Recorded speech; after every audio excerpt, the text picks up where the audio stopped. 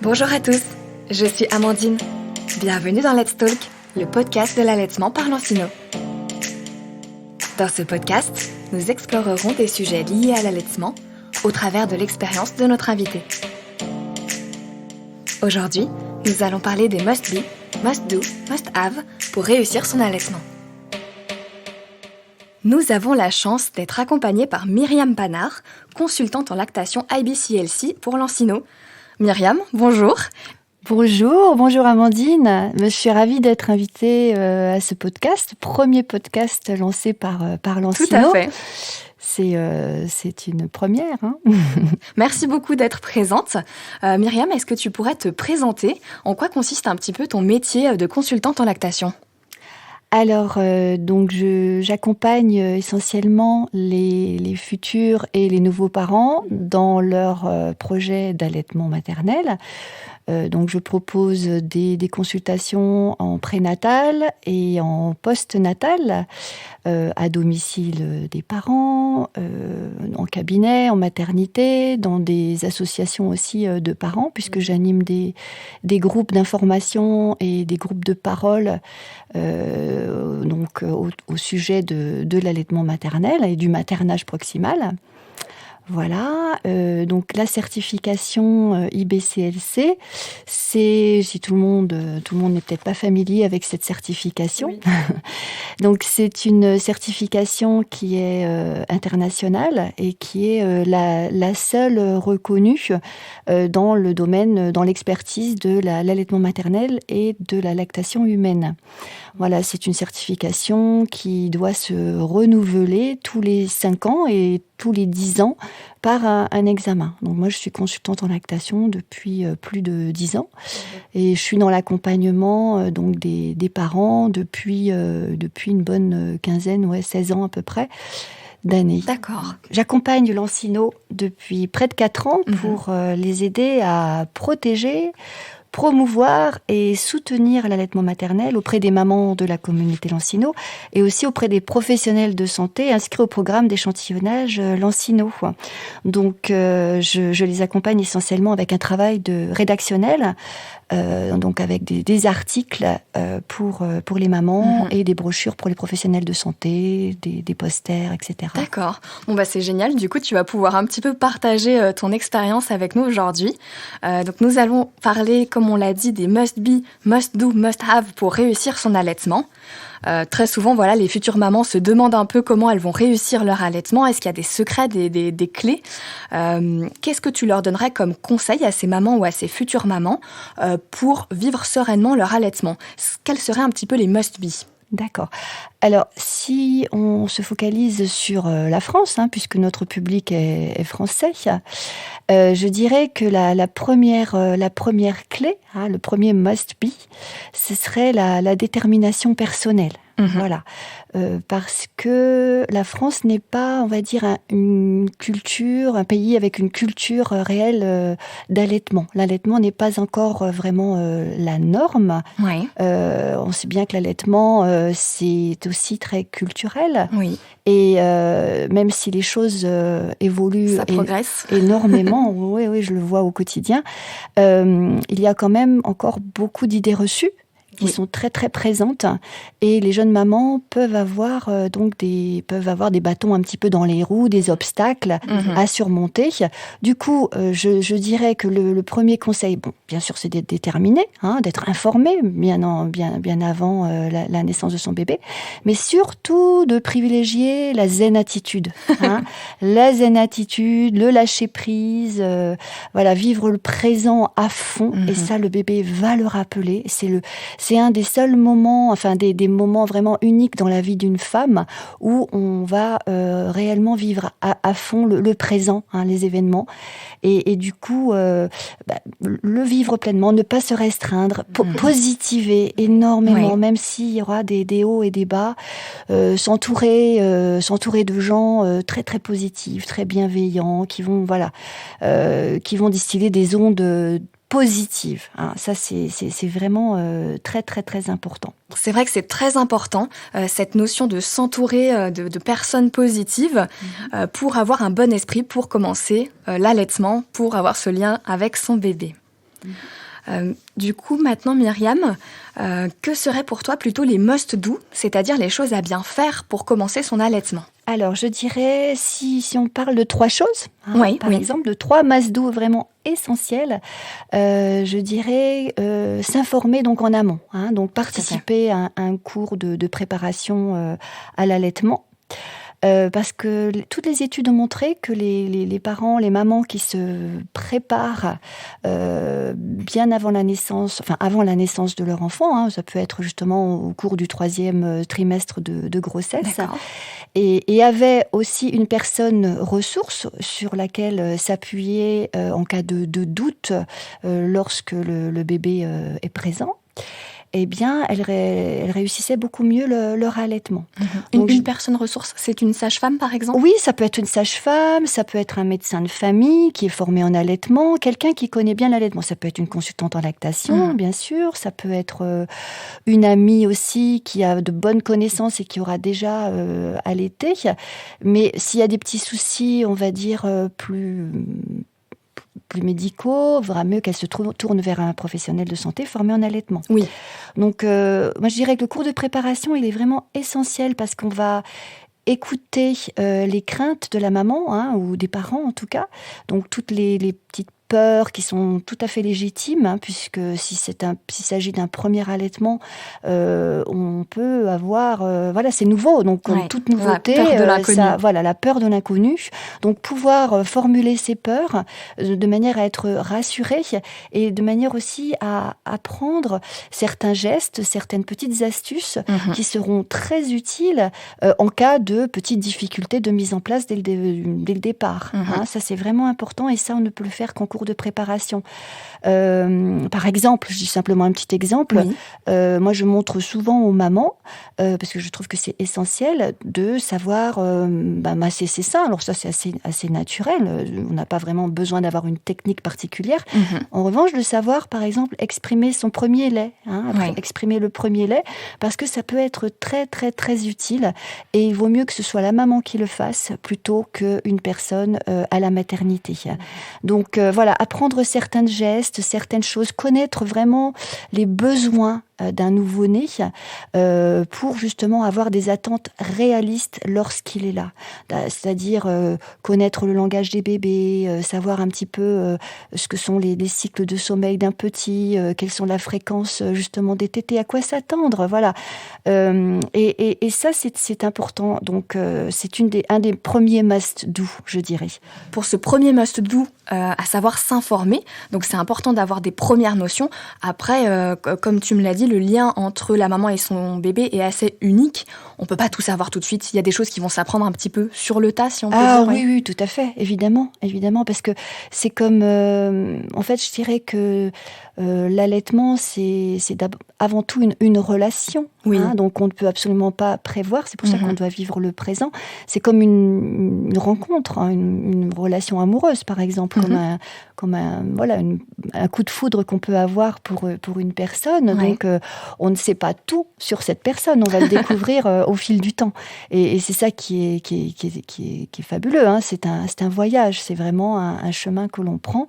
Et ce chemin, c'est pas toujours une autoroute. Donc, il y a forcément des petits chemins qu'on va emprunter. Il y aura peut-être des petits obstacles par-ci, par-là. Mais grâce à un bon soutien et grâce à aussi le soutien non seulement, donc, comme je disais, d'une personne ressource qui aura vraiment des bonnes connaissances sur l'allaitement, mais aussi du soutien d'autres femmes allaitantes qui auront traversé aussi certaines épreuves, qui auront eu des petites embûches, elles aussi, et qui vont pouvoir justement rassurer.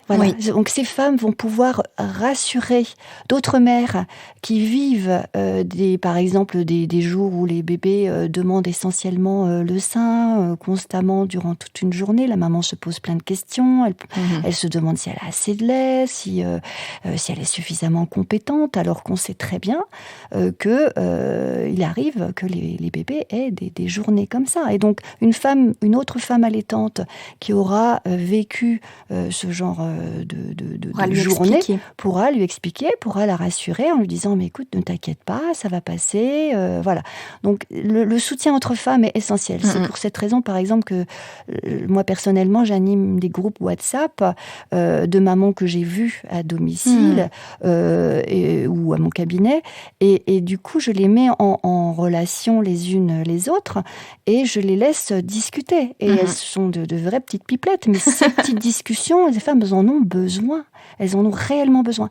Et ça leur permet de continuer réellement leur allaitement plus sereinement, en tout cas. D'accord. Donc, se renseigner à la fois dans les livres, Internet, voilà, les médias classiques, et en parler à des professionnels et puis aux mamans autour de soi. Alors, je dirais peut-être faire attention à... Si on regarde trop Internet, tous azimuts, il y a du bon et il y a du mauvais, parce que parfois les mamans peuvent être un petit peu... Il y a parfois trop d'informations, peut tuer l'information. Oui.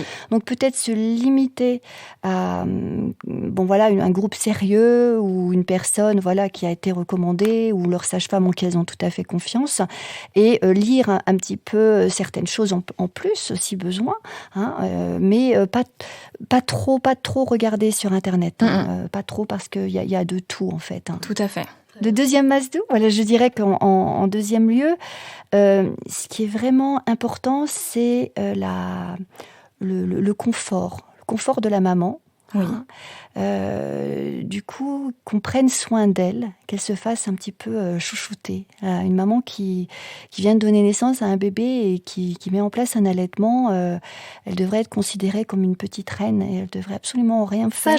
J'aime l'idée. Ouais, absolument. Non, mais c'est vrai que elle devrait, qu'on lui installe des bons coussins, qu'on lui donne à boire, à manger, qu'on lui fasse des petits massages du haut du dos, un petit massage des pieds, par exemple, qu'on lui coule un bain, qu'on lui donne des bonnes petites choses à manger parce que c'est essentiel pour son énergie, qu'on la rassure et qu'on la mette surtout au calme et qu'elle soit pas avec des gens qui vont un petit peu parasiter ces moments privilégiés qu'elle va passer avec son bébé.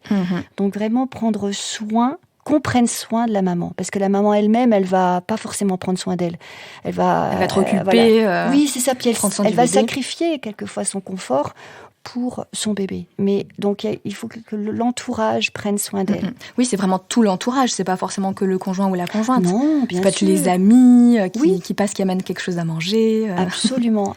Des amis, tout à fait. Sa maman à elle, qui peut la materner, qui peut materner son bébé, en fait, qui est devenu grand et qui est devenu maman. En fait, c'est un petit peu ça. Et puis, en troisième masdou, c'est justement prendre le temps d'apprécier son bébé en contact. Les choses ne vont se faire que comme cela. C'est-à-dire que si la maman passe beaucoup de temps avec son bébé, notamment en peau à peau, parce que le peau à peau, c'est magique, c'est réellement magique. Donc, pas seulement le peau à peau juste après la naissance de son enfant, mais même les premières semaines. Un moment dans la journée, par exemple, ça favorise aussi l'allaitement, ça favorise ce lien, ça permet à la maman et au bébé de se calmer grâce aux bonnes hormones, grâce aux l'ocytocine dont on parle très souvent. Donc, si elle prend le temps, en fait, d'apprécier tous ces moments, porter son enfant aussi avec une écharpe de portage, faire du cododo pendant les siestes ou aussi une partie de la nuit, en tout cas être tout proche de son bébé.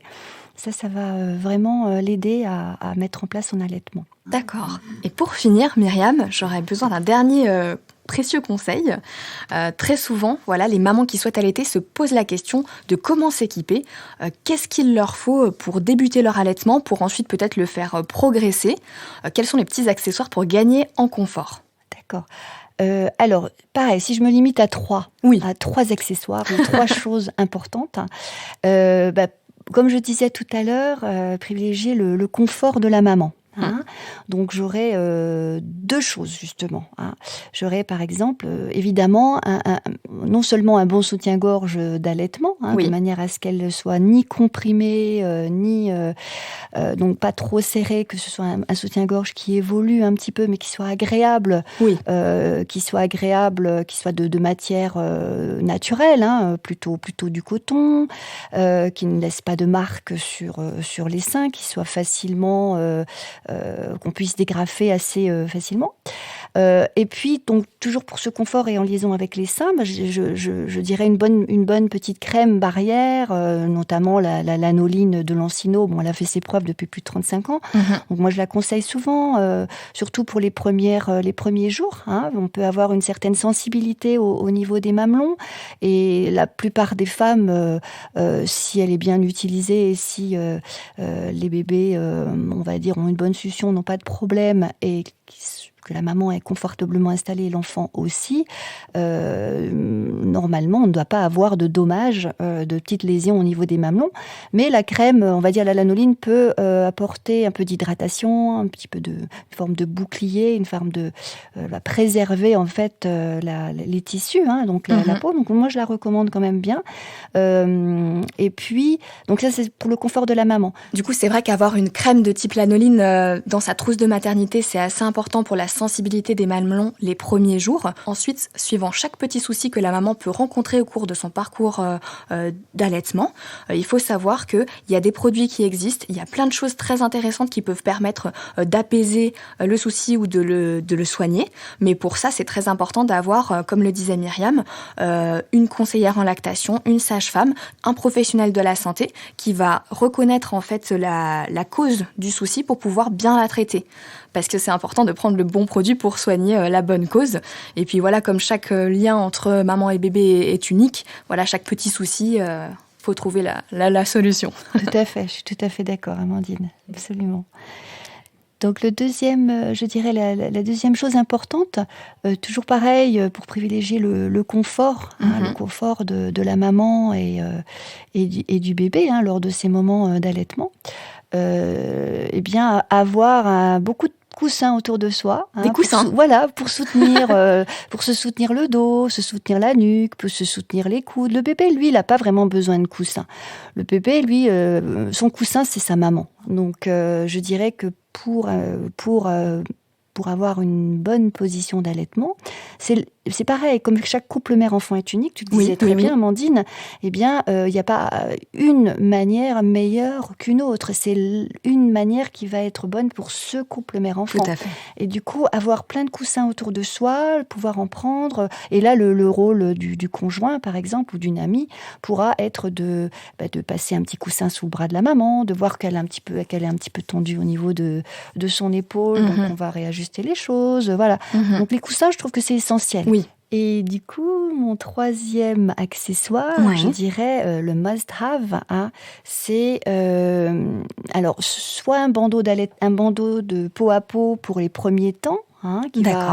Mais si on n'a pas envie d'acheter énormément de choses, on peut tout simplement acheter un sling tissé, par exemple. Un sling ? Les slings tissés. Ouais, alors un sling, c'est une écharpe de portage avec 2 anneaux qui est très facile à mettre en place et qui peut. Moi, je sais que les mamans, ça leur a sauvé leur quotidien parce que les bébés, il faut savoir que voilà, les 3 premiers mois, même plus, mais surtout les 3 premiers mois, ça représente un petit peu comme le 4e trimestre de la grossesse. Donc les nouveau-nés ont énormément besoin d'être portés. Et il faut les porter. Donc beaucoup de contacts. Et donc je dis que si le bébé il est porté, la maman, elle va pouvoir beaucoup mieux le lire et satisfaire ses besoins de sécurité, de confort, de chaleur. Et le bébé n'aura pas besoin d'être posé systématiquement dans un petit lit, parce que dès que la maman pose son bébé dans un petit lit lorsqu'il est tout petit, il va forcément se réveiller et réclamer les bras. Donc autant avoir le bon accessoire et je dirais une écharpe tissée avec des anneaux, 2 anneaux, enfin ça s'appelle un sling, on va dire. C'est facile à mettre en place et ou une écharpe de portage, une grande écharpe de portage, mais il faut quand même avoir pris un cours avant pour pouvoir se familiariser. Une écharpe, un petit sling, on peut apprendre assez rapidement à l'utiliser. Je trouve que ça va bien avec l'allaitement. Ça fait partie donc de cette continuité, du continuum de la grossesse, de l'allaitement, porter le bébé. Donc et on peut allaiter aussi dans une écharpe de portage. Ah voilà, c'était ma question. Le sling, voilà, c'est ça qui est formidable. C'est qu'on peut allaiter dans un sling, par exemple, très facilement. Et du coup, lorsque la maman sort, dans un jardin public, ou elle va au restaurant ou dans un café, et que le bébé réclame le sein, et que le bébé était dans le sling, elle peut allaiter très facilement et de manière très discrète dans ce sling. Donc je trouve que c'est vraiment un accessoire, un must-have. Merci Myriam pour ces précieux conseils. Est-ce que tu aurais quelques mots de conclusion ? Oui, alors je dirais évidemment, ayez confiance, faites-vous confiance et surtout écoutez-vous et écoutez votre petite voix intérieure, votre intuition. Et j'aurais, on va dire, 3 mots-clés pour résumer. 3 C, 3 mots-clés qui commencent par un C. Voilà, ça j'aime bien les mots qui commencent par la même lettre. Donc je dirais la confiance, le confort et la communication. Communication avec son bébé, communication avec son entourage, communication avec les professionnels de santé. Tout à fait. Les consultantes, tiens, ça commence par un C aussi. Les consultantes en lactation qui vont justement vous aider à réussir votre projet d'allaitement. Surtout, ne restez pas seul et ayez confiance en vous. Myriam, du coup, pour rebondir un petit peu sur le côté conseil en lactation, quand est-ce qu'on vient te consulter concrètement ? Est-ce que c'est pendant la grossesse ? Est-ce que c'est pendant l'allaitement ? Alors les deux, comme je disais, pendant la grossesse, c'est essentiel pour justement avoir les bonnes informations, pour avoir les bons outils, pour pouvoir être autonome durant le séjour à la maternité, par exemple.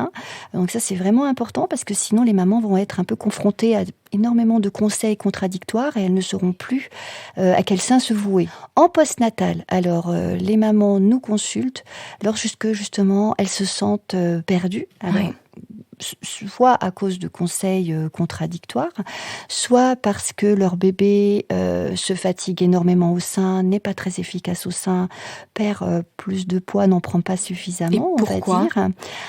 En fait, chaque bébé va aussi avoir sa petite histoire. Donc, ça va dépendre du terme de l'enfant, du poids de l'enfant, des conditions de la naissance. Si c'est un accouchement qui a été déclenché, les bébés parfois ne sont pas complètement prêts. Merci Myriam pour ce message. Et puis merci à vous qui nous écoutez. Retrouvez tous nos conseils sur notre site web lancino.fr et n'oubliez pas de nous suivre sur nos pages Instagram et Facebook. Merci et à bientôt.